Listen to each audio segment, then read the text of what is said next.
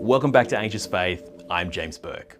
Now, when we think of addiction, we might write it off as something that people who don't have as much willpower fall into, but it's actually far more than that. This episode, we're going to be looking at one facet of addiction as it plays out in the story of Josh, a young Aussie guy. From a very early age, Josh developed a pornography addiction that led to significant issues with his life and his mental well-being. He tried many things to break it, being open and accountable to parents, pastors and friends, limiting his access to the internet and seeking out professional help, but still it persisted. And not just for a short time, for more than 15 years. However, Josh has an incredible story of learning about what actually caused him to seek out pornography as a way of trying to cope with some underlying issues and core beliefs he held. So ultimately, Josh was able to experience breakthrough and healing in God, to the point where he's willing to share about such a sensitive topic that affects so many, but is talked about so little. So let's hear from Josh. But Josh, thank you for joining us. It's great to have you here with us. Thank you so much for being so brave and vulnerable to share your story. I would love to start with, you could just tell us a bit about yourself and who you are. Yeah, thanks, James. A bit about myself. I always wondered what to share with this kind of thing, but 25. I grew up in Canberra for a while and then out of town for a bit after that in a Christian family. Was homeschooled with 5 siblings, so wow. Big family, a lot of time at home, a lot of time with the family. Loved sport growing up, was quite self-motivated and academically did pretty well for the most part as well. Yeah, nice. And since then I've done a lot of different things in my life, from church youth leading, kid leading to playing soccer, moved from Canberra, Sydney, now Brisbane, doing camps, doing software development, doing cooking in a kitchen, lots of different jobs. So my life is full of variety and full of, lots of differences, lots of changes. That's awesome. Variety is a good thing. It's nice to have that variety sometimes rather than being stuck doing one thing the whole time. 100%. Look, there's no easy or soft way to start this conversation. So, to some degree, let's just rip off the Band-Aid and let's jump into it. Josh, you had a pornography addiction, and one that started relatively young. Why don't you start by telling us kind of how it started or the beginning days of what that was like? Yeah, for sure. My, journey or struggle with pornography, it started when I was, I don't know the exact timeline, but I think around 7 or 8 years old. I remember I was actually at my dad's workplace, and he worked at a computer warehouse and everyone kind of got out for lunch, and it's just me in the break room, and just curiosity got the better of me, and I kind of heard these words floating around. I thought I did a Google search to see what would come up, and that was my first exposure to this world of pornography. And it was a really weird experience of feeling like I shouldn't be doing this, but obviously elicits certain reactions and biological reactions, and it felt good, and that started a journey, I'll call it, of sneaking away at different times and in my parents' house to look up pornography on a computer. It would normally be would normally at night sneak into it might be their office or something, so I could when no one was around, and it was just look, that's an incredibly young age to be exposed to that in the first place, and then to be kind of not just have an exposure but then be following up and wanting to keep searching that up. But the reality is, the data we see is that is the kind of age where kids are usually exposed to it these days. It's not as shocking. The data would say it's not as shocking as it sometimes seems to us, and clearly you're an example of that as well. How long did this go on for? Obviously, you're a pre-pubescent kid at that point, but as you got older, was it something that you grew out of, or was it something that stayed with you? Yeah, definitely. I wouldn't say grew out of it. As I got older and I guess more capable, I became a worse addiction. There was about a 5-year period where no one knew about it, and I was quite good at hiding things, quite good at making sure no one knew about my struggles. And it was about a 5-year period where it just got heavier and heavier into it, and no one knew, and I would just find different ways to access it, different ways to make sure no one would catch on or no one would find out.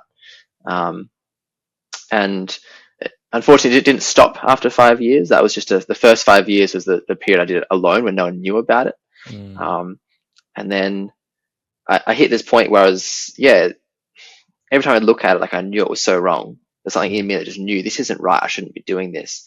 But I still turn back to it. It was like this relief in a period of my life. That kind of same 5 year period was a really hard time in my life where I was really struggling mentally with a lot of stuff, feeling unloved, feeling unworthy. And this was this relief, and it felt really good. And so I'd continue going back to it. Mm. And it wasn't, yeah. So at the end of that period, there was a point where just the weight of everything got too much. And I just broke down one day, and I was with my mum, and I wasn't okay, and I was sobbing. She's like asking me what was wrong. And I was like, I can't tell you. Like, I don't want to go there. Your mum's not the person you really want to tell as the first point of call of, yeah, like I struggle with this thing. Like, mum is not the ideal go-to person, but Mm. she kind of really stuck to it. And she's like, no, like I'm not leaving until you tell me what's wrong, what's happening. And after a long conversation, I eventually kind of broke, and I shared a bit of what was happening, and shared about my struggles and my addictions. And Mm. I guess that was the first time I'd shared it. But unfortunately, there wasn't I was hoping there might be some magical adults have this, just do 1, 2, 3 differently, and you'll never struggle again. But that definitely wasn't the case. And yeah, it kind of continued on for about 12, 13 by that point.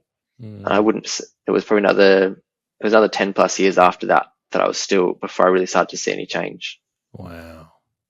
I know you said that it's, it's something that you innately knew was wrong or shameful, and you didn't want to do, kind of thing. But being something that, you had just kept to yourself and kept so hidden for 5 years, did you know how bad it was or how far the addiction had actually developed in you?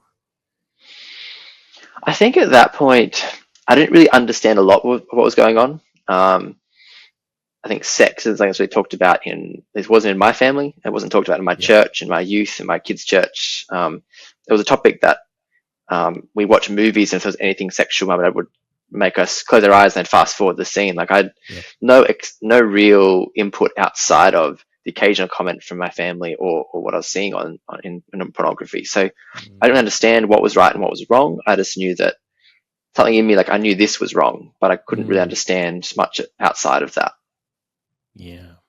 Also, being that age, like so 7 to 12, I was quite young, so I didn't really have, I guess, access to a lot of things. Like if I wanted to look at pornography, it was sneaking in my parents' office at night when no one was around. I knew I couldn't use the children's computer because there was content blockers on there, and there was I was kind of worried there'd be content blockers. I was worried that there'd be something set up that would send some notifications back to them, like, oh, this has been accessed. So I would use it on their computer, which didn't have the same restrictions, but I knew their password. So that was about the extent of my access to it. I didn't have a phone, didn't have any sort of Wi-Fi devices. I was young. So I think in a way that helped me because it restricted my ability to access it.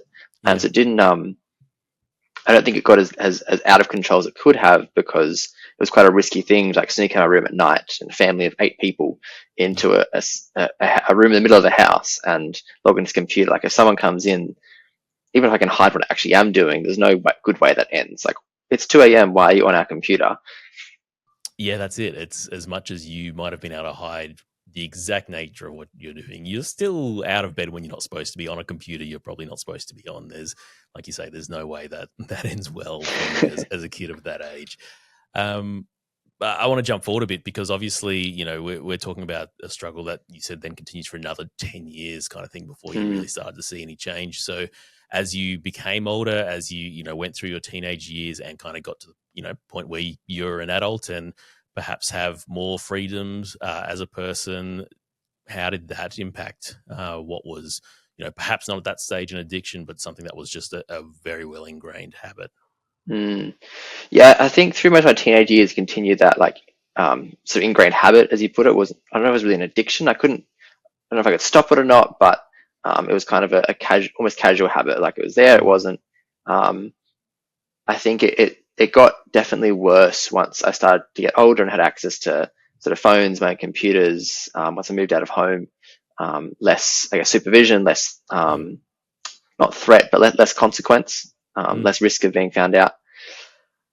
Yeah, and it became just this big heavy thing in my life. Like I was serving a kids church, I was leading on camp with kids, I was had a Christian life, is upstanding Christian person. Yep.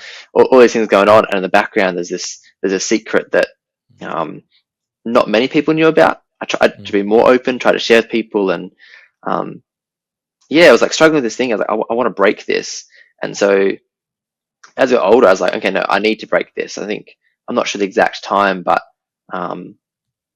there's definitely, like my teenage years, there's points where I was like, no, I want to break this. I need help. What am I going to turn to? I want this to be over. And so went to youth leaders, and I'm sharing with the youth leader, like, hey, this is the struggle I'm in, and I really want, I want to break this. And do you have, like, what do I do? What's, because I think, so jumping back a bit, when I had first told my mum, her reaction to that was, she was very supportive, and she sort of said, look, this is probably a conversation for you and your dad to have, and they can, the two of you can probably talk through this.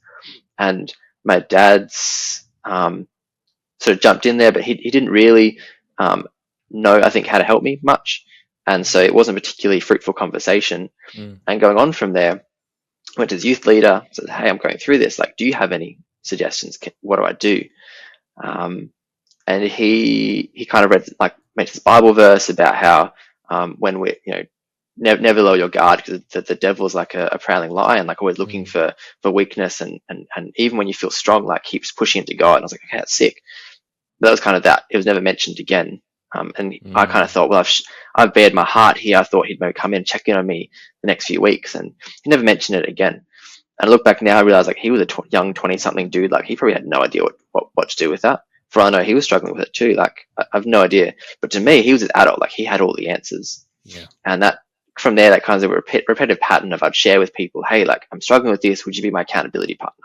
Would you give me some advice? How do I go through this? And none of that was really having any effect. And I got more and more desperate to break this, because it was just the shame it caused, the heaviness it caused.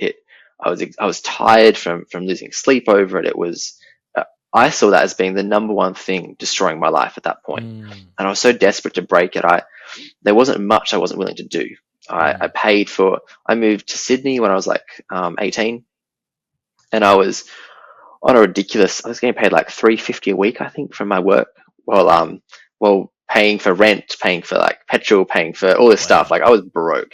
Yeah. But in that, managed to find the money to like pay for counseling sessions. This guy who specialized in like people struggling with pornography. I was like, okay, well, this is it. Because a pastor told me about this guy, and I'll see him. And after about, guy that can fix it. Yeah, this guy can fix it. He's got the answers. And I have friends who said they were struggling with stuff, and this guy fixed it. So great. And after I spent hundreds and hundreds and hundreds of dollars, I'm still in the same spot. Being like, this isn't really working. Had a bit more understanding of what was going on now, but didn't really fix it. I was like, okay, what else can I try? And I remember at one point I was like, okay, well, if I can't access it, then that will kind of break this addiction, or kind of start this addiction. So I got my phone, and iPhones have like parental restrictions, and I locked down like what I can access on my phone, the apps I can download. I locked it down to the point that about the most graphic image I could see was if I was searching up stores on like Google Maps or something. Like, it was locked down hard. Got rid of my laptop. Like, I couldn't access anything. But I still found like lust was bigger than just what I could see. Like, I'd walk to the shopping center and go to a beach. Like, wherever you're at, there's always some way you can lust, be looking at pornography or not. And then if I did have access to something, I'd just fall even harder than I had before, because there's built up, I guess, craving for it. And so that didn't work. And I went to a friend who was also a close friend, and he was struggling too. And okay, what if we work together on this? What if we make a deal that anytime one of us looks at pornography, we have to tell the other person? I thought maybe the issue is there's no consequence here for me. So I'll put a price tag on it, because I know money's not everything, but money's really important to me. So I put a price tag on it. Motivator. 100%. And so I said, hey, like, what if every time we look at porn, we have to tell each other, and we're going to donate $100 to the church? Originally it was to each other. They went, oh, it gets a bit, I'm going to feel bad asking you if I'm making a profit from it. So let's take my benefit out of it. And so we'd check in on each other, and it'd be $100 to the church. And I donated a lot of money to the church in a short period of time. Money for young guys just out of high school. Yeah, it was significant, and it didn't work. I just became a lot more broke, still struggling with pornography. And so I went through all these different things and trying this, trying this, trying this. I've got my laptop is gone, my phone is locked down, I'm paying money out for this, I've done counseling, I've got accountability partners, and I'm still in this spot with my young adults, just like in this place of being like, I'm broken and none of this is working. And I remember listening to this podcast actually on this topic, and this guy said like, it was the hardest 5 years of my life, but I pushed through it and grew through it. I'm just breaking down, crying in the car, being like, God, like, okay, this guy's been with your 5-year journey.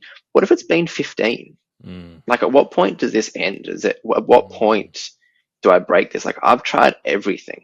What I love about, if I can say what I love about your story, is that it's not that you were in denial that this was something that was harmful or causing you issues. You were trying so hard to find ways to get yourself out of this addiction, to break the cycle, to stop yourself from doing this. So it's not like it's it's something that wasn't causing any damage to you or doing anything to you. What you were saying about how you're a youth leader and kids church leader and doing ministry and stuff like that. So what was faith for you like during this time, carrying something so heavy like this as you were? In a way, I guess I'm trying to say the benefit of this, but I guess God uses everything for good, right? And I think one of the things he used in this was that my relationship with him actually, in some ways, got really deep, because I was carrying this thing, and I was finding people weren't able to meet my need. And so I was going to God a lot with like, hey, I'd normally look at porn. I'd avoid him for a day or two because I didn't feel right, or maybe not a day or two, but I'd avoid him for a while because I didn't feel right coming before him. But then I did come before him, I was like, hey, I'm broken, but I need you. And there's constant place of need, which I think we always have that, but sometimes we realize it more than other times. And I was constantly very aware of my need for him. So in a way, it actually helped my faith. And I fully believed in God in this. And I was walking this, was really dedicated to my faith in this time. I would, through different work times, I was actually reading a journal just yesterday, a couple of days ago, and I was a journal on days, a timestamp when I'm journaling. And it was like 5 a.m. or something. I was like up during my morning quiet times. I had to start work at like 6. I'm like, no, I'm gonna have time with God. And I'm super was super dedicated in that time, and in a way got really close to God through this. But on the flip side, it made it really hard to approach God, because I believed in God, and I believed God was this loving God, and he was this powerful God, and I believed all that.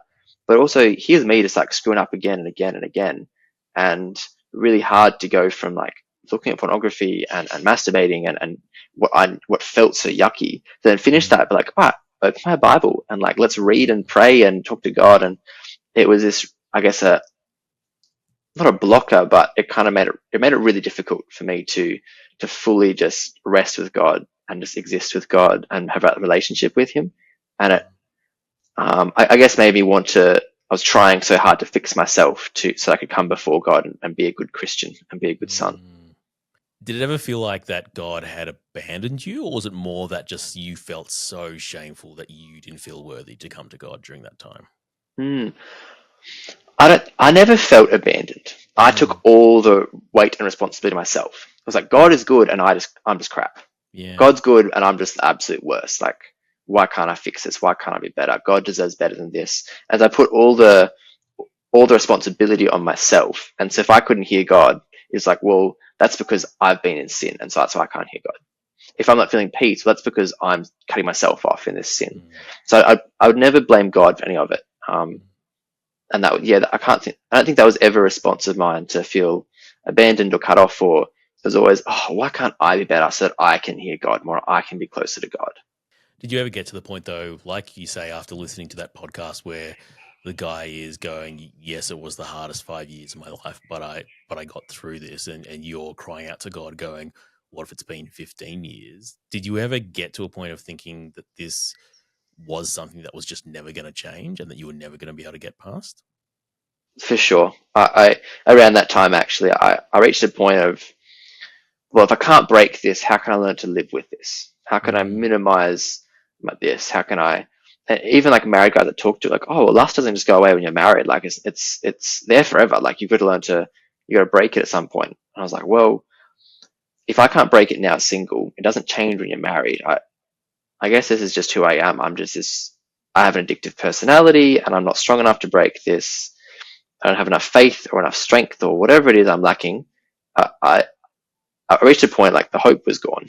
I tried everything. I had no more next steps. I had no more next person to talk to. I just reached a point of, okay, well, I guess I'll just live with this and hope no one finds out. Hope it doesn't cause any significant problems for me later on, because I'm done. Like, I've got no idea how to fix this. I don't want it, but I'm out of ideas. And I guess just, to try and help people understand that might just be thinking, well, why didn't you just say no? Or, he just needs to get some more self-control or willpower. I want us to talk about the addiction side of things for a little bit, because that's, I think, what really begins to make it clear that how harmful and how damaging this is, that it can be an addiction.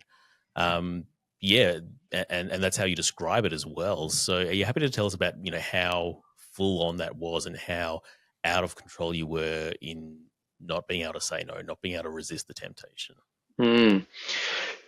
That's such a huge topic, the idea of addiction and say no. Yeah. I hear it in so many different mental health things, and you hear, oh, just don't be anxious, just don't be depressed, just say no. And it sounds great, and I think for some people that's their experience, was they went through porn, they struggled, they hit a point like, no, I don't want this anymore, and I just said no, I stopped. And for those people, like, that's awesome. But for me, it definitely didn't look like that. The more I tried to say no, like, the bigger it became. And it was like, even if on a good day I mustered all my self-control and all my strength, I'm not looking at porn today. That kind of brought the topic into focus. It kind of magnified this topic. And every time I said no, it didn't go away. It wasn't like, okay, no, I won't look at porn. I feel great now. Yeah. It's like, no. It got harder and harder and harder. It's like, I could say no 1,000 times, but it's still right there. And every time I say no, I'm just going to say no again and again and again. And willpower is finite, and self-control is finite. And I just hit I'd say no over and over and over again. It's like, I don't want to do this. I don't want to do this. Don't want to do this. No. We can. And and eventually I'd say yes. And then come back to this place of, why did I do this? I don't want to do this. Why can't I say no? And this is a cycle. But in that I think that cycle in itself actually made it harder, because then part of the reason I'd look at porn was, I guess this kind of jumps ahead to sort of some breakthroughs later. Yeah, but no, absolutely. Let's talk about this, because I really like this cyclical nature. It really speaks to how entrapping it can be. Yeah, well, because this is a cycle, as in, it's like, it's cyclical nature. Say no, then say yes, then feel crap. And something I realized, I had this understanding over time, and was that shame in itself is actually a reinforcer. And so I'd say no, then I'd say yes, and then I'd feel crap, and I feel crap, so I want that to go. And how do I make that feeling go away? Well, my body's in pain pretty much. How do I make pain go away? Well, if I look at porn, I'll feel better. Well, I want to look at porn because I feel crap. Well, no. Eventually give in, feel better for a moment, and then feel more shame. And this cycle, like, no matter what I did, the shame reinforced the pornographic habit, which then reinforced the shame, and it became this cyclical, just spiral downwards that I couldn't pull myself out of it. No matter how hard I tried, I couldn't break out of it. And I think that's addiction in general. If it's a food addiction, if it's a nicotine addiction, that there are so many things that the shame and the feeling bad actually make it worse. Like cigarettes, for example, they legally have to have those gruesome, like, photos on the cigarette package. Those actually become like reinforcers of, like, people can feel bad. Like, I look at that, I'm ruining my body. What am I doing to myself and to my family? I feel really bad now. I need to feel better. I'll have a cigarette. And so while they're legally required, they're actually unhelpful, because for a lot of people, they can be a reinforcer. And that was for me with pornography and shame. Was I look at porn, I feel shame, and it's a cycle. And I started to understand that, but it still didn't. I got that, but I didn't know how to break that. I didn't know how to not. I can't just look at porn and feel fine. I'm like, I don't feel shame at all. I feel great. That was a good thing to do. Like, and that's the thing with addiction, is that it's not that the addicts are unaware of what is going on with them, or what the damage is causing to their minds or their bodies, depending on what the addiction is. they're so acutely and intimately aware of what is actually going on, but they are unable to stop it themselves. They are unable to break that cycle. They are unable to beat the addiction by themselves, which is something I think we all need to remember sometimes, that it's not just a willpower thing. There's a reason why addiction is listed as a mental illness, because it's something that needs help and treatment and support to get through. You're saying that, part of your story does lead to the point where you started to find a breakthrough. So you're happy to tell us what got you to that point where you actually started to find something that made a difference and you were able to beat this, at least for a certain amount of time. Mm. Yeah, I'd been struggling with this for this point, I think about 15 years. And I'd reached a point of, I've got no more hope. Like, God, if you've got a breakthrough for me, like, you're God of miracles, I believe in that, but I got nothing here. And then externally to all this struggle, some stuff happened in my life where I was struggling with some things, and I was interning at my church, or had been for a couple of years. I was on the core team of kids, core team of youth. I was helping with production, young adults. I was dropping things off to people's houses during COVID. Like, I was involved in all this stuff at church. And then my internship was finishing, so I was kind of stepping out of a few areas, out of kind of falling out with the youth pastor, which was purely my fault. I look back now, like, I was just at this moment, I was such a jerk and kind of attacked her for her decision making. And I think it's healthy and natural to be able to question the leaders above you and say, hey, like, why'd you do that? I don't fully agree with you, but it's got to be respectful. And I was not at all respectful. And she turned around and said, hey, I've sort of spent some time praying about this and thinking about this and seeking counsel. And look, I don't know where you're at, but I'd like you to take a term off of youth as a leader, just to figure out where you're at, and there's some stuff going on that you've got to work out with God, because you're not in a place to lead. And that's a really humbling experience, to get fired from a church volunteer team. I've never heard of it before. The first one I know of. That took a hit to my pride, and there's some stuff going on. It's just something wasn't quite sitting right. And the last team I was in was kids, and I went to my kids pastor and said, hey, I'm just going to figure some stuff out. I actually want to take some time off of leading at kids. And so I went from serving in the kids' room 3 out of 4 weeks, serving at youth every single week, serving in Sunday services. Like, if I wasn't in kids, I was normally helping out something else at church. I was at church probably 3-4 times a week as an intern. So like, half my life was church, and suddenly I wasn't serving at all. Within the space of a week, it pretty much happened. And I went from 4 or 5 days a week to I was at church once a week for a service, and I'd walk in and do nothing. And I had a session with my psychologist at the time, and he's a Christian guy, he's a pastor and a psychologist. And he said, hey, I know all this stuff is happening. Like, how's it been? And I responded like, yeah, like, it's been really strange, but no, I think it's good for me. And then I started tearing up and crying. I'm on this video call with him, and I was like, I don't know if you can see or not, but I just started crying. So maybe I'm not as okay with this as I thought I was. And we started diving into it, and he did shared some psychology things, and shared some, I guess, Christian wisdom things. And he finished a session with some psychology action steps. That's his job. Then said, look, you need to go and sit with God and see what's actually going on here, and ask him to reveal some stuff to you, because there's something in here that only God knows what's happening. And so I went to my room, and I grabbed a glass of water and a box of tissues, and put on some nice, quiet instrumental music, because that aids the Holy Spirit's work. He can't show up until the piano keys are playing. And then I just sat there. I was like, okay, God, what's going on? And I think it was an hour and a half, but it felt much shorter. But God just had this conversation with me, just speaking to me. And he says, hey, look at this point in your life. Look at this point, all these pain points. And it was a much longer conversation, but the summary was, you have this innate belief that you are not worth loving, and that you have to earn your value. And see how every pain point in your life, whether it was not being good enough on the soccer field in your own judgment, or looking at pornography, you're trying to earn love, you're trying to earn value. And so at church, you're now crying and struggling because you're not earning value at church, and so you don't feel valuable. And pornography is this thing where you have free love. There's these women on the screen who'll give you love for free, and it costs you nothing. You don't have to try to earn this. And I sat there like just bawling for, well, God, there's all this stuff going on. And there's a lot of emotions in there, a lot of like, well, why hadn't someone told me this sooner? Why is it taking this long to figure this out? What does this mean? What's next? But that was kind of this glimmer of hope in a season where I'd lost hope. Like, pornography is one, I can't beat this. Well, actually, suddenly here's this thing saying, well, here's the reason you look at porn. is this Mm. underlying belief that you're not worth loving, and this is the way you get love. And I thought, wow, if that's true, if I can actually learn how God sees me and learn Mm. my value in Him, then I won't feel the need for this anymore. Maybe that will be a way I can break this off. And that was the first time I'd had hope beyond just me trying harder for years. So how did you go about doing that? How do you try and rewrite that kind of self-narrative that I'm not worth being loved? It was, look, I don't know if I went about it the right way. I started by I don't think I can relearn this while still trying to earn love in certain places. So I Mm. went back to my kids' past and said, hey, I'm going to take a lot longer off. I don't know if I'm going to come back or not. I was like, I'm going to stop serving.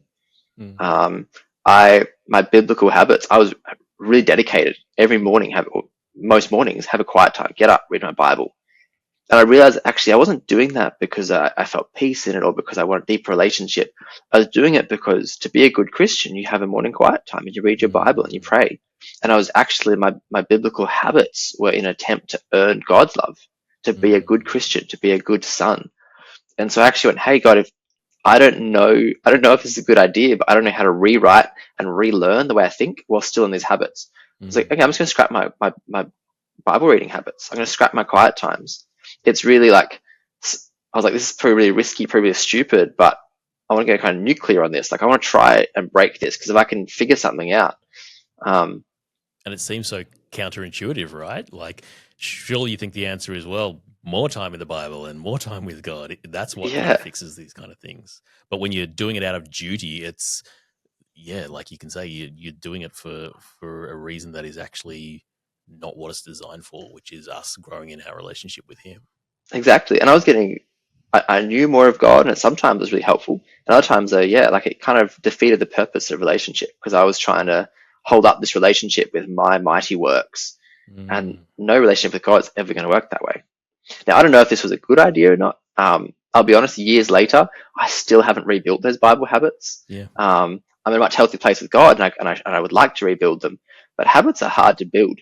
Mm. And I intentionally destroyed a really healthy habit for a Mm. good reason.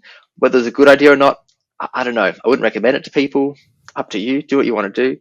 But Yep. that was the journey I went through. Of okay, I need to rewrite this. I need to learn um, my value outside of doing things. And for a little while, that actually I started to see some little breakthroughs. I'd suddenly go a month where it wasn't just that I tried hard enough to say no to porn. I Yeah. remember going for like a month where I was like, oh, I actually the desire isn't that strong. Mm. It's easy to say no all of a sudden. Mm. It didn't last long though. Like I went for like a month, and then something happened, and I had another falling out with um, actually my youth pastor again. I think it was something else happened because it was a close friend, also my youth pastor. Something else happened, Mm. and unrelated to the first thing. But I came home and be like, oh, I feel like crap. I feel like this, feel this, feel this. I want relief. What can I do? Oh, look at porn. And I fell back into it, and I was like, oh, I thought I'd finally found the key here. Like, but I've relapsed. Therefore, obviously, it didn't work at all, which I think is inaccurate ideology. But that's what I kind of felt at the moment was Yeah. like, oh well, I've looked at it again. That's the end. Like, it didn't work.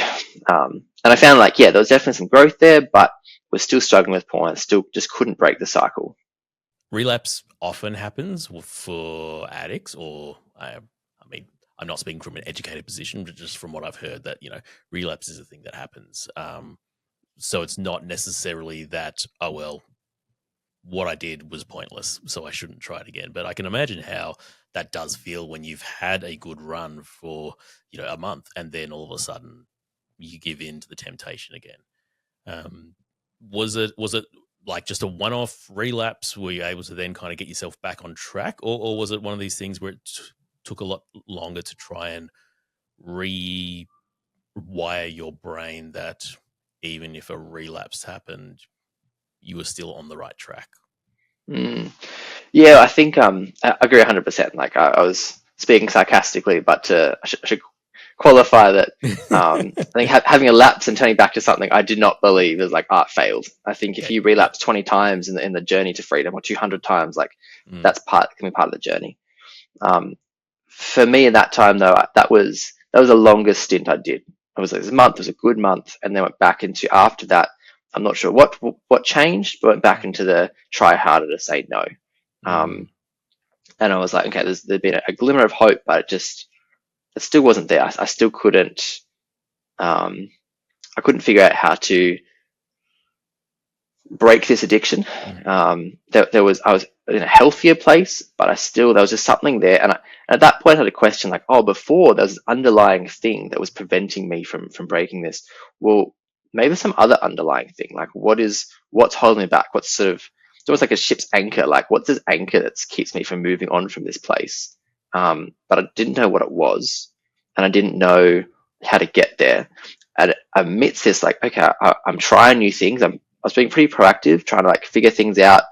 Discussions with my psychologist, I'm studying psychology at this point. So, I think most psychologists diagnose themselves with 20 different things. As I'm studying, I was podcast to figure my stuff out. Yeah, that makes sense. It works. But yeah, in that, I was working through some stuff and I was seeing some progress. But then my life kind of fell apart, and everything was suddenly too hard, and some stuff happened, and I just, yeah, life got really hard for a season where I was getting out of bed became hard. Getting out of going to work, doing my uni assignments, I was struggling with, I didn't know at the time, but looking back with diagnosis since, I was struggling with OCD, I was struggling with anxiety, while also this porn habit, also depression, and those all together, I just got hit real hard, and suddenly all that progress just stalled. I had no energy to be trying to figure out why I was looking at porn. So I was struggling to get out of bed a lot of the days. I was struggling to go to work. I'd go into uni exam period and be like, I haven't studied for 6 weeks. Here's hoping I can just wing it and pass this unit. And that sort of downward period, I was around COVID, a lot was happening in that time frame as well. Yeah. Was just a really hard time, and without trying to put a full timeline together, just kind of went down harder and harder and harder into eventually my life just completely fell apart. I hit the lowest point I've ever been at.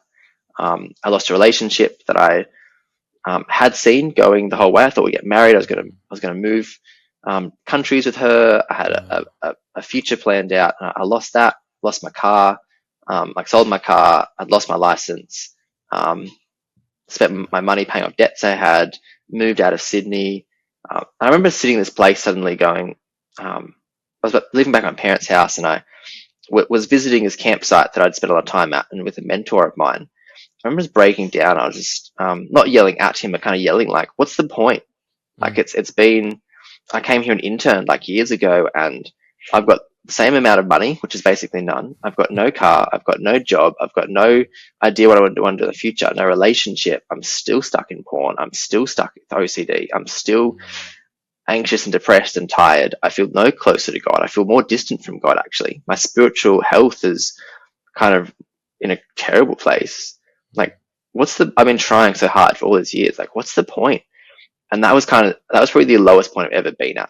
And I remember I've been suicidal before, back in that 7 to 12 year period. To mention that earlier, but I was suicidal back then. But at this point, I wasn't suicidal, but I remember having this clear thoughts of, man, I don't want to kill myself, but if I didn't wake up tomorrow, I'd be so happy with that, because I have no idea how to get through this pain. I've got no idea what to do. And in all that, I wouldn't wish that period on anyone. But in all that came this sort of more breakthrough that then has led into more growth in this journey. Talk us through that then. How do you get from, no car, no money, no job, no relationship, kind of not wanting to wake up again in the morning and not wanting to live anymore, to be someone who will now be as open and vulnerable as you are to talk about your story and share about your story? Yeah, well, there's a few things tying together there, but the reason kind of everything fell apart, I think there's a lot of things that were unhealthy, but kind of covered over. I hadn't realized how unhealthy. But the reason my relationship fell apart, and the reason a lot of that fell apart, was, I won't get into the depths of it, but sort of did something that caused me this immense shame. And I didn't know how to process that. Yeah. I remember sitting with my psychologist one day, and he helped me through a lot of this. Actually, he was a really awesome guy. Really awesome guy. And I was sitting there trying to process this with him, and in that conversation, I realized that I'm a Christian, and I believe in God, and I understand that we all have sinned. We all fall short of who we're meant to be, and that it's Romans road, they call it, like the wage of sin is death. And I they goes through, like, I understood all that salvation stuff. Like, I've sinned, I'm not worth it. Jesus paid the sacrifice for me, and because of that, I can have a relationship with God. How good! But in this, I realized that while that was true, I'd always believed I was actually kind of a good enough person. Like, I'm sinful, no one's worthy of God, but I kind of am. And suddenly, I felt this, like, more shame than I ever felt. Like, I didn't feel like a good person. I was like, I'm actually this horrible person. I don't deserve God's love. And my psychologist was like, yeah, but that's always been the case. And we kind of unpacked that. And I realized that another core foundation of belief I had was that as much as I knew the truth, I didn't know the truth. It's like, I can know a Krispy Kreme tastes good, but until I actually bite into it and eat it, like, I don't know that it tastes good. And I knew that I wasn't good enough for God. I knew that I didn't deserve his love, but I didn't know it fully. Like, I kind of believed that I kind of did deserve his love, because I served in kids ministry, and I read my Bible, and I was a good Christian. And that was this understanding of it. Actually, I don't deserve God's love, and he loves me anyway. He actually loves me. And tying back into that previous breakthrough I'd had of, well, I'm trying to earn love. This tied back into that of, well, I don't deserve love at all. Like, I'm not, like, humans, I don't want to be like this depressing person, but humans stuff up all the time. We are so insignificant. We don't deserve love from the creator of the universe, but he loves me anyway and regardless. And that, I guess in the middle of, like, breaking, there was something in me was like, okay, I know this will pass. Again, I know it, but I don't know it. I'm not feeling it, but I know it will pass. I know there'll be a future girl I'll date. There'll be a future job I'll take. There'll be a future plan God has for me. And I want to work through to that, but I didn't know how. The pain I was in, like, I was still in this place of pain though, of like, hey, if I didn't wake up tomorrow, I'd be so happy. And this was one of the most significant, I guess, interactions God's had with me in my life, was that in this, was absolutely breaking. Like, I cannot describe the pain. Like, obviously breakups hurt, and I'm an emotional person, but this was like breakups times 10. Like, breakup, buried in shame, whole life gone. I've just moved city back home with my parents, and my community is gone, my church is gone. I've got no one who do I even talk to now. And I was just breaking, and God said to me, hey, I want you to come. My parents live on a 100-acre property and have a dam. He said, I want you to come sit by the dam with me for an hour every day. I was like, okay, I hope that God's going to fix it. So I went to the dam. I was like, all right, God, problem number 1, problem number 2, problem number 3, problem number 4. And God's like, stop. Like, more nicely, but basically, shut up. I didn't tell you to come bring all your problems. I just said to come sit with me.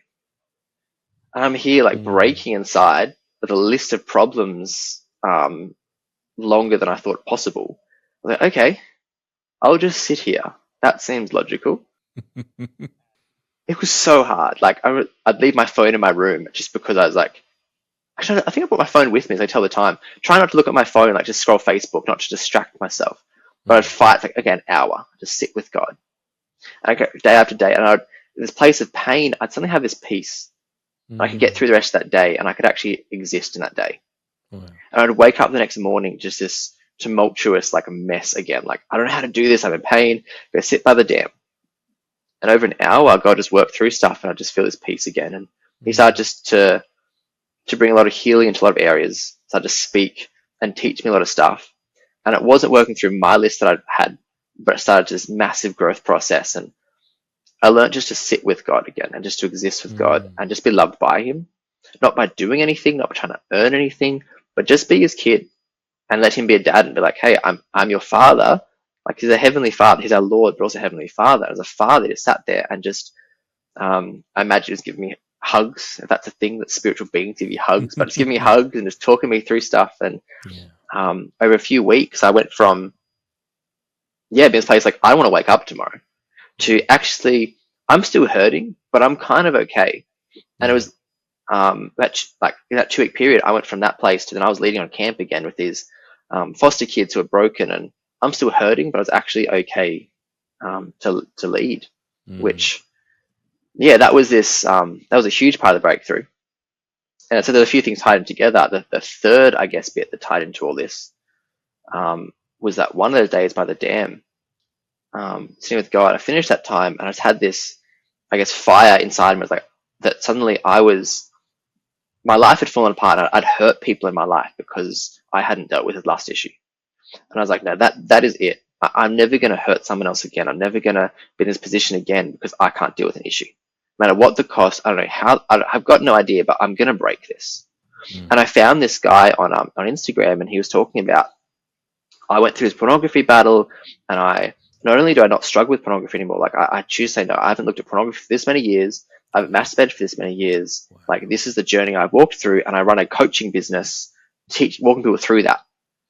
How to be friends. Like, man, like this sounds perfect. I messaged him like, what I do is like, look, I'll set you up with an interview with one of my guys, and I'll talk you through some stuff, and we'll walk this journey with you. I was like, sick. Finally, someone who's actually has the answers, and they're going to say, I'm going to follow up on you. They're going to put me in a community of people walking through this journey. And I was so excited. I had this interview with this guy. And basically, the interview went something along the lines of, to my face, he said, I don't think you want this badly enough. I don't think you can do this. I don't think we can help you.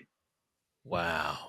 And I'm sitting on my phone, like on the edge of my dam at my parents' house. I was like, it bawling, but like, what do you want me to say? Like, how can I prove to you I want this badly enough? Like, what do you mean? And I left that conversation like, one, not super impressed with him as a person, but that really hurt. Like to have that, Yeah. I'm going to beat this. No matter what it takes, I'm going to beat this. And if someone tell you like, oh, you can't do it, like that was so hard. But I was like, okay, well, I don't know what to do next. And then this next guy on Instagram was like, I saw ads on Instagram for this other guy, similar business model, similar sort of claims, similar stuff. I was like, okay, I'll give this guy a try. And he, that one cost a lot of money. I was like, this course, like, yep, we can help you, but here's the $1,000 was cost.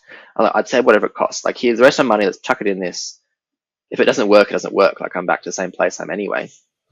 And so I walked through this course, and it was teaching me about a lot of stuff. And I found that breakthrough, like understanding revelation and breakthrough, are closely tied together.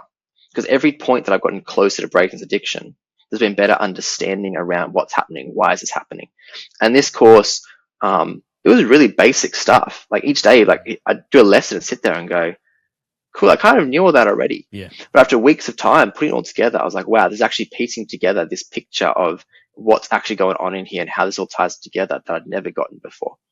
And suddenly I'm in a place of, I've got a little piece of God, and I've got this understanding of actually I'm loved regardless of who I am. And now I get armed some tools of how to maybe start to see proper breakthrough and really like the anchor to it earlier, like it's like holding me in place. The boat can't leave because it's something holding in place. Well, suddenly this anchor there's hope that I can break this and get rid of this anchor and actually be free from this. And I was in a community, this Facebook group with a bunch of guys, like, yeah, like I went through similar stuff and I came out of it. And there's this main guy leading us, like, yeah, I struggle with anxiety and OCD, and I was in showing porn. I was like, man, I relate to this guy, and and that was, there were still a few more steps, but that was kind of a key moment of the following months. Within a few months, I wouldn't say pornography is conquered, never struggle with it again. I'm still human. There's still lust, and to be honest, like since I'd say I've broken off pornography, there's been a couple of times that I've fallen into it. And they suck because I had to go and tell my girlfriend like, I'm so sorry, I've just looked at this again, and it's been really hard. But through that kind of started, I guess the final kind of breakthrough understanding of, okay, here's what's actually going on. I think that whole idea that with more understanding, then breakthrough is able to take place, or take deeper root in us because we actually understand what has been driving us to do these things in the first place. As much as it is perhaps something that is entirely out of, or seems entirely out of our control, the reality is, to some degree, we are seeking this out. We are choosing to do this, even though it's an addiction, even though we don't have control. It is that way of kind of self-medicating from what we're going through.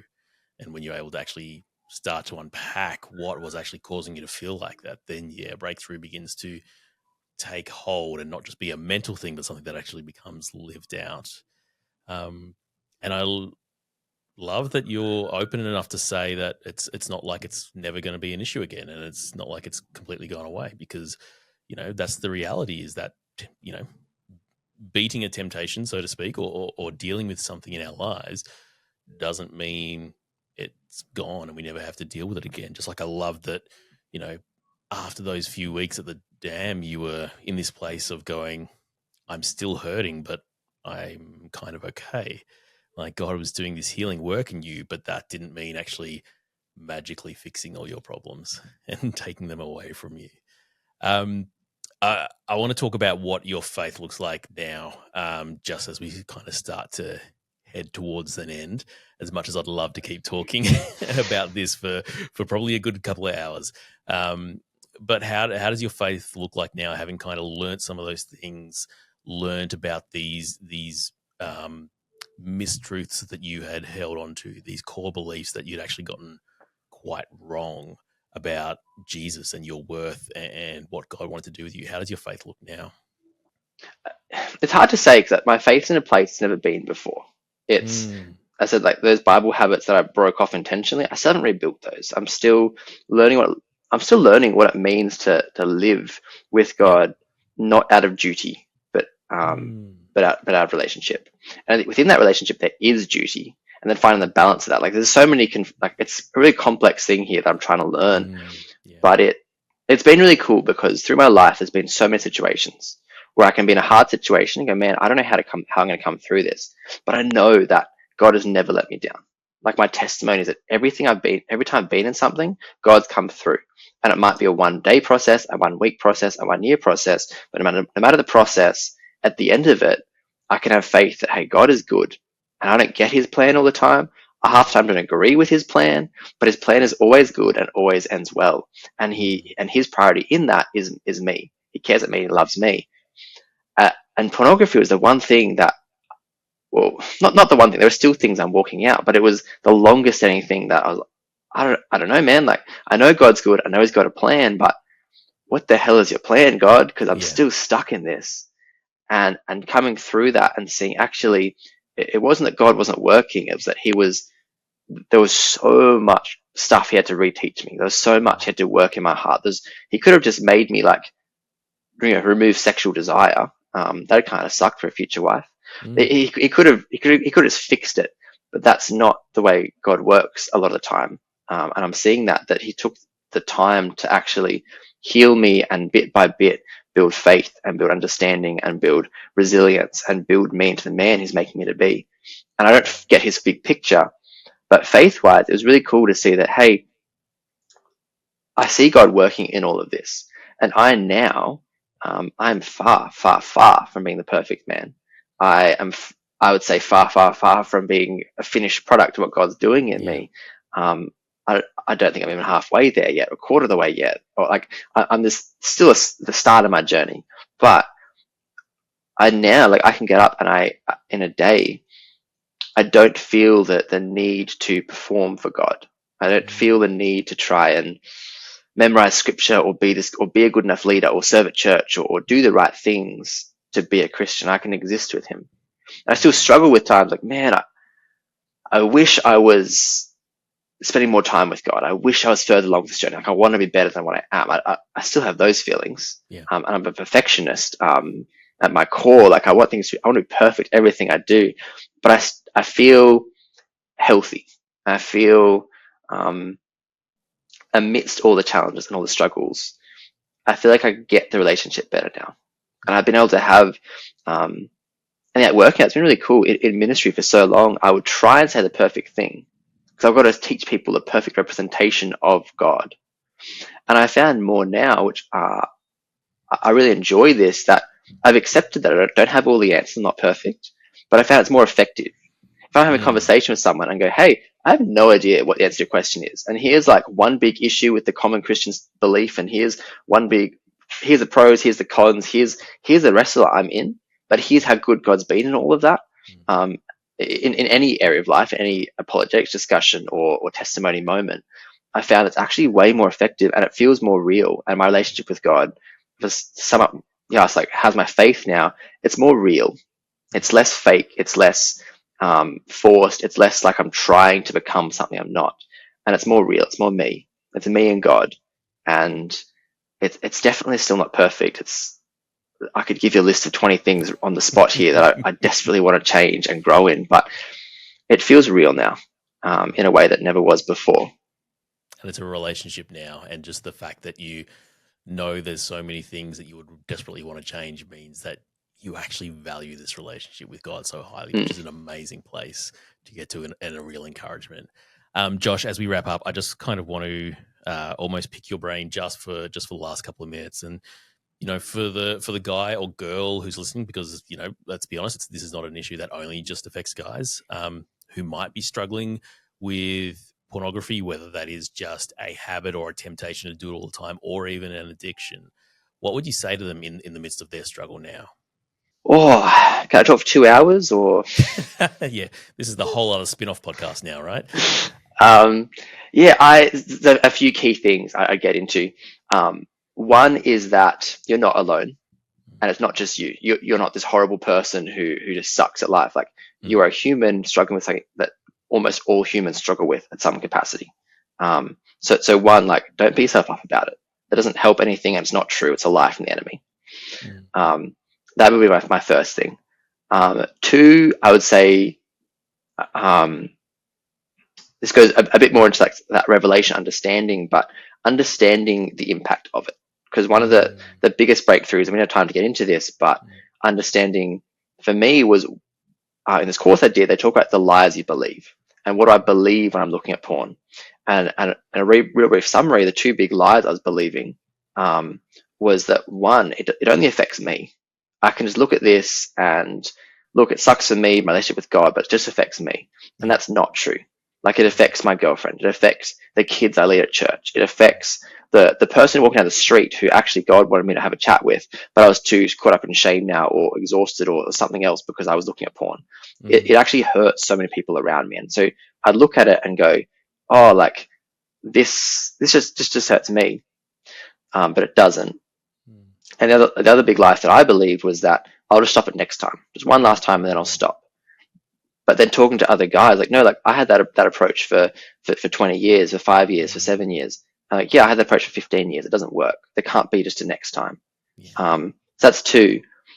But then the third thing I would sort of say to someone is that in that thing can kind of reinforce, like, oh, I'm hurting people, and I'll just do it one more time, and that becomes a whole shame thing. And you've got to understand, like, the stuff, what's the deep root? Because pornography, it's not. No one just wakes up and goes, oh, I want to look at pornography. Like, it's a symptom to a root cause. And for me, my root causes were, I didn't believe I was loved. I didn't believe I was worth being loved. I didn't understand my relationship with God. Like, I was seeking something that I couldn't find. And so people who are stuck in it for a long time, like, you have to have a diligence and a fire, like a willingness to fight through it. But you also have to understand that fight isn't a one-day thing. It's a slow healing process of digging out the roots, finding what the causes are, and actually banishing the root causes to then release that tension. Because I said at the start of this, you can say no and say no and say no, but after 1,000 times you might say yes. I only found sort of breakthrough and real success in this battle when it became easier and easier to say no. And that's when I started to come to a place of, actually, I'm okay not looking at porn, because sure, I might feel good for it, but I don't actually want it that much. Yeah, that's fantastic. Thank you so much. And Josh, similarly though, not just for the people who might be struggling themselves, but what about, if one of your friends comes to you and, is seeking out that accountability and says, hey, I'm struggling with porn. Or if you're a parent and like you were when you came to your parents for the first time, and, your child comes to you and says, hey, I'm struggling with this. How would you go about supporting, the person as a friend, as a parent, as a member of their community, if they're dealing with porn? Yeah, I think that's so key. Hey, James, like, community is the key to breaking through this. You can't beat porn alone. And so to add on to what I said before, and I'm struggling with it, like, being aware that you can't do it yourself. If you're trying to try harder and I'll try harder to be better, you can't get there. You need community. And for those who aren't struggling with porn, or maybe do struggle with porn and someone comes to you, for someone being the community for somebody else in that place, definitely, I think there's a few things that really helped me, or would have helped me more in other situations where it wasn't done well. One would be, not being awkward about it and actually just having a conversation. I think this is something that like people struggle with porn. That's the reality. Whether you're Christian or not Christian, whether you're 7 years old or 70 years old, whether you're a boy or a girl, people struggle with porn. Yet so many people I know are uncomfortable talking about it. Like they don't want to go there. And so like for me, I went to a lot of people and I had the conversation, and it was so hard mustering the courage to tell someone what I'm struggling with. And then they would never mention it again. And it kind of reinforced that shame idea of like, oh, this is a shameful topic that shouldn't be brought up. Yep. And so not being awkward and actually having the conversation and checking in with people, like a week later, being like, hey man, like you brought this up with me, like how are you going with that? And actually being consistent, like check in with them and have that relationship where that isn't a taboo topic in your relationship. Obviously, like being sensitive, don't in the middle of like a group of 10 people, like, oh, hey man, how's your struggle with porn going? Because like they'll never share anything with you ever again. But in one-on-one, like safe environments, having those conversations and being able to continue that, I think is a really key thing. Also, like, like just the whole idea of community, it's a bit of a random side thing.